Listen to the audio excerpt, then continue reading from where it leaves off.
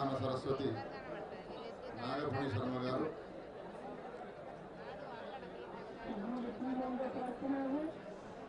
ఋత్వికులు ఎవరు తొందరపడే అవసరం లేదు. మీకు సంబంధించిన గమ్యస్థానాన్ని చేర్చవలసినటువంటి బాధ్యత మాది అన్నారు. ಯಾರ್ಯಾರು ನೀವು ಬಂದಿದ್ದೀರೋ ಅಲ್ಲಿಗೆ ಸೇರಿಸುವ ಬಾಧ್ಯತೆ ನಮ್ಮದು ಅಂತ ಹೇಳಿ ಮುಖ್ಯಮಂत्री ಅವರು ಹೇಳಿದ್ದಾರೆ. ನೀವು ಪ್ರಶಾಂತವಾಗಿ ಕೂತಿರಿ. महाराष्ट्र लोग भी सावधान से रहना. आपका गमन के लिए जो व्यवस्था है व्यवस्था मुख्यमंत्री और जरूर करेंगे, निभाएंगे. కొందరి విషయాల్లో విశేషణాలే పచ్చి నిజాలుగా ఉంటాయి. అలా నాగపూడి శర్మ గారు తన సాహిత్య స్రష్టగానో లేదా ఒక వేద విజ్ఞాన ద్రష్టగానో చెప్పిన అంశాన్ని ఒక అవధానిగా కాకుండా నిజాలు చూసిన ఒక హృదయం పలికిన పలుకుగా భావిస్తూ ఉన్నాం. అలాంటి నిజాలు వెలుగు చూసిన నేల మన తెలంగాణ ముఖ్యమంత్రి గౌరవనీయులు చంద్రశేఖరరావు గారికి వారు ఆత్మీయంగా జరిగిన సత్కారం. हिरण्यगर्भगर्भस्थं हेमबीजं विभावसो अनन्तपुण्यफलदमतः शान्तिं प्रयच्छतु.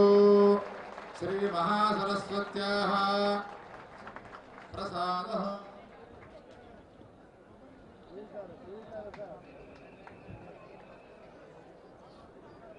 ఇవాళ ఇక్కడ ఒక విశేషం నేను తెలియజేస్తున్నాను.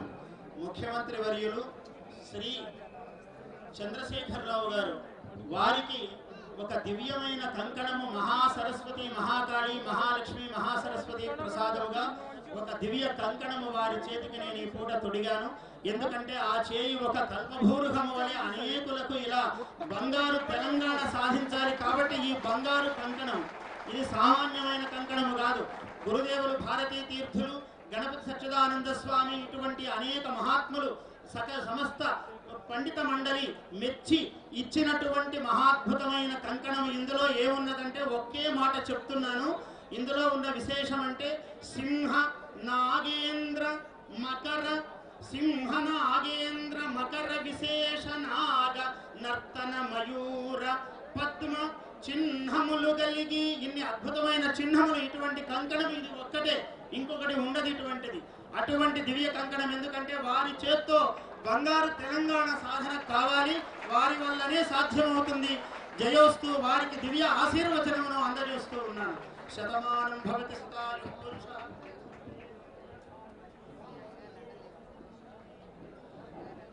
గత కొన్ని రోజులుగా